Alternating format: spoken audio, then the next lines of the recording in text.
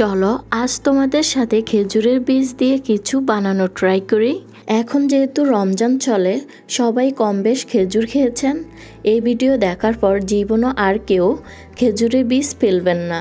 তো দেখতে থাকুন ভিডিওটি প্রথম থেকে শেষ পর্যন্ত। তো প্রথমে আমি খেজুরের বীজ নিয়েছি। রমাদানের প্রথম থেকে আমি এগুলো একটু একটু করে জমিয়ে এতগুলো করেছি। দেন আমি পুরনো গড়ির বক্স নিয়েছি। অনেক দিন ধরে এই বক্সটি আমার কাছে ছিল, ভাবছিলাম এইটি দিয়ে কি বানানো যায়। ফাইনালি মাথায় আসলো কি বানানো যায়।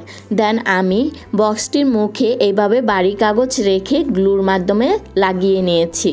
দেন গ্লিটার পেপার কাট করে এইভাবে উপরে লাগিয়ে বক্সটিকে কাট করে নিয়েছি। তারপর আমি খেজুরের বীজগুলোকে এইভাবে আস্তে আস্তে গ্লুর মাধ্যমে লাগিয়ে নিব। এভাবে আমি পুরোটাই লাগিয়ে নিয়েছি।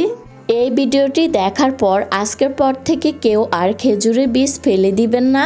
আপনি বানিয়ে নিতে পারবেন সুন্দর সুন্দর ক্রাফট। আমি তোমাদের সাথে খেজুরের বীজ দিয়ে আরও অনেকগুলো ক্রাফট শেয়ার করব। তোমাদের কেমন ক্রাফট প্রয়োজন কমেন্টে জানিও। তোমরা নিশ্চয়ই এতক্ষণে গেস করেই ফেলছো আমি কি বানাচ্ছি। আমি খেজুরের বীজ দিয়ে এইখানে টিস্যু বক্স বানাচ্ছি। এইটি আমাদের প্রতিদিনই কাজে লাগে। দেন আমি এইখানে রেডিশ ব্রাউন কালার লাগিয়ে নিয়েছি। তোমরা তোমাদের পছন্দ মতো কালার লাগিয়ে নিবে, বা কালার স্প্রে থাকলে কালার স্প্রে দিয়ে কালার করে নিতে পারো খুব সহজে।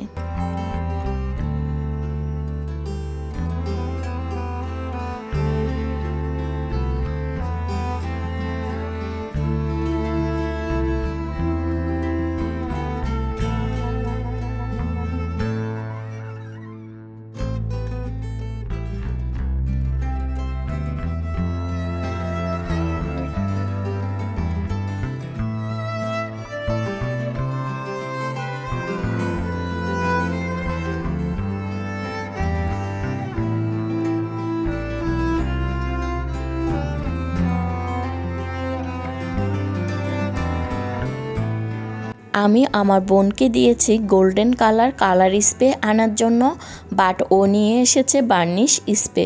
তো আর কি করার, প্রথমে রং দিয়ে রং করে নিয়েছি, দেন বার্নিশ স্প্রে দিয়ে স্প্রে করে নিয়েছি। সো দেখো আমার টিস্যু বক্সটি কত কিউট হয়েছে। তোমরা চাইলে তোমরাও বাসায় বসে এইভাবে টিস্যু বক্স বানিয়ে নিতে পারো খুব সহজে। ফেলে দেওয়া জিনিস দিয়ে কত সুন্দর আইডিয়া তৈরি করা যায়। আমার কিউট টিস্যু বক্সটি কেমন হয়েছে কমেন্টে জানাতে ভুলবে না। আর তোমাদের কেমন ক্রাফটের প্রয়োজন কমেন্টে জানিও। আমি ট্রাই করব তোমাদের ক্রাফটগুলো তৈরি করতে। আজকের ভিডিওটি এই পর্যন্ত। দেখা হচ্ছে নেক্সট কোনো ভিডিওতে। আল্লাহ হাফেজ।